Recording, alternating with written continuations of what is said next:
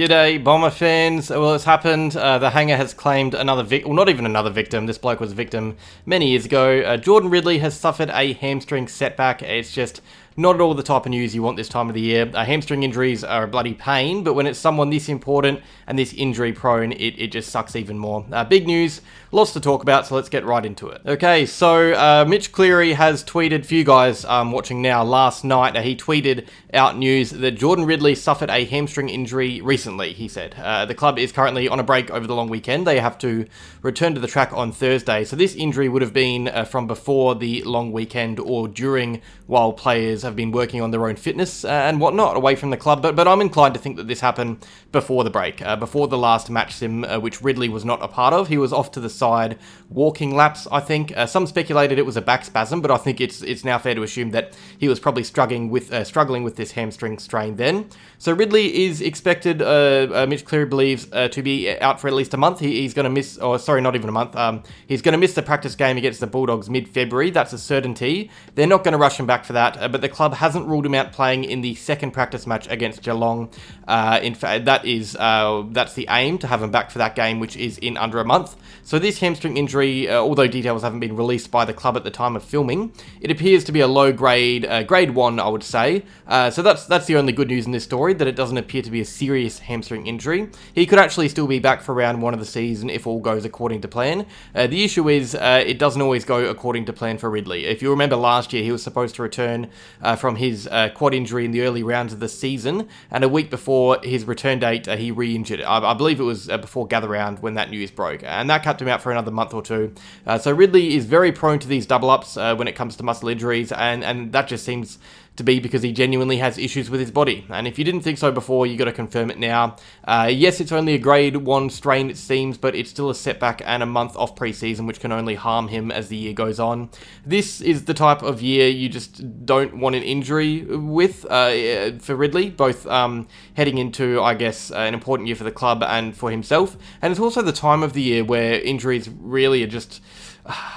you want them to be unavoidable. It can really set back a season injuring yourself this early, especially if you're looking good and moving well like Ridley was before this. And that's the annoying thing about it. The guy was moving really freely and seemed high in spirits with his body and everything. And this is now not only a setback of the body, but it has to play on his mind now too, especially because he went over to Qatar to work on his soft tissue injuries. That was supposed to help him fix his body a bit, and he probably felt like it did for a while, but a few months later, it's back to normal. More soft tissue injuries for a player who hasn't played a full season since 2021. Now, I wouldn't be surprised if he does play in round 1, and if the expectation is to get him up for the second practice match, then there's no reason to suggest it won't happen. I'm not going to claim he's definitely going to be fine for the Gold Coast game, but of course, it's possible. The issue is he's going to be somewhat underdone from here. He's going to be rushing back for the practice game, you would think. If he plays a week after being unavailable for the Dogs, I mean, he either plays against the Cats, or there is a small time frame of him being fully fit, which is a risk in itself. And if he doesn't play in either of those games, his match sim work heading into the year will be really limited.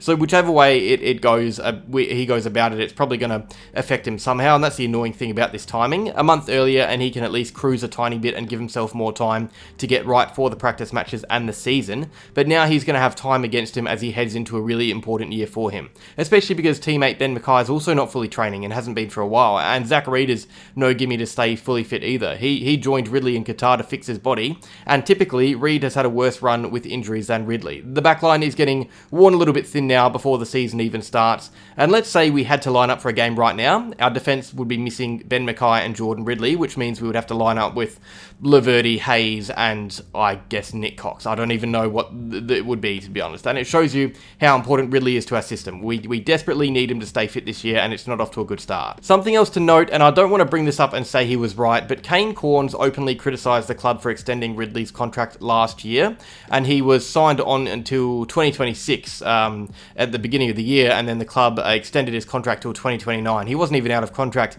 heading into the season last year, but the club still added 3 years to his deal. Since then, I believe he has injured his quad twice, I think. There was a hip flexor issue as well, and now his hamstring. So in less than a year, it's been 3, maybe 4 injuries. I know it's common for clubs to lock players up long term, and other teams have made this mistake as well, but you can't look at that decision and say with hand on heart that it was the right right thing for the club to do. Ridley was injury prone heading into that extension as well. It's not like he started falling apart out of nowhere.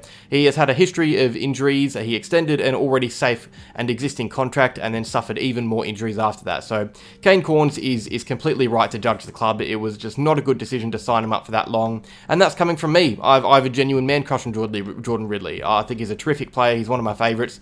But he's unfortunately not durable. And players that are not durable should not be given long, multi-year contracts. Ridley is now at the club until 2029. And I struggle to see a world where he plays a full season leading up to that year. And the thing is, it's only going to get harder with him with age. This is just what we have to get used to now with Ridley. We can cross our fingers and hope for the best, but that contract negotiation has put the club in a position where we're keeping an injury-prone defender on our list for longer than he should be on with his body history, and also probably paying him more than he deserves to be paid based on output. And that is just the harsh truth of this. The club has messed up with that contract extension. Now, something else that this raises, another little can of worms. So Essendon's SSP train-on players, Tom Edwards, a forward from WA, is training with the club from this week onwards, but can we justify bolstering any area that isn't our backline right now? As I said, our key defenders are Jaden Laverde, Lewis Hayes, and Nick Cox, unless I'm missing someone, which I don't think I am. And I guess Redmond and Pryor can play taller, but that would only really be if Laverde wasn't in the team, you'd think. So our backline right now is up against it. We need depth.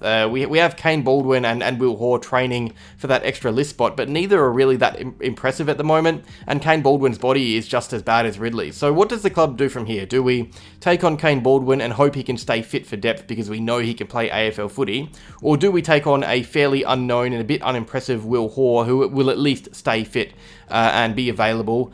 Who knows? But that's what happens with these injuries. Again, he isn't missing heaps of footy. He can still play round one, but it's still an injury, and knowing Ridley, another one could be right around the corner. Okay, real quick, while I was filming, the club has just announced more injury news. So they confirmed that Ridley is out for the Bulldogs-Pracky match, not the Cats yet, so that lines up with what Mitch Cleary is saying. They've said that Ben Mackay is starting to ramp up his work a bit, which is good. He's had a little ankle issue, but seems to be pushing through that, hopefully, fingers crossed. He hasn't done much training recently, Mackay, but I guess it's a good time to start. Jai Caldwell had that hip and is working back into main training. That had already started last week though. He's still on limited minutes. They said Harry Jones and that ankle should be fine. He rolled it last week. He'll be in training soon. Davey obviously has that knee, which I told you about. Should be around 2 months. Daywicks had that moon boot. It's a toe, apparently. He isn't doing anything. Same with Jaden Ewan. He's recovering from knee surgery, which we knew. Zach Johnson, non-contact, which we knew as well with that shoulder. The interesting one is Nick Cox. So I don't know if I missed this or not, or if it wasn't being said.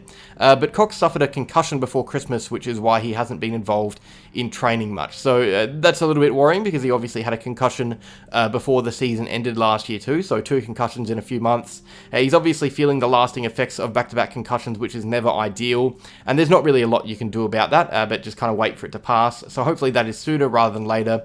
But yeah, most of the list is still aiming to play in the practice matches. That's the goal, but a few players are unfortunately just starting behind the mark. Unfortunate news, not ideal at all. Hopefully Ridley and the other injured boys recover soon. We need Ridley back for the season though. Like if you enjoyed, subscribe if you're new, and go Bombers.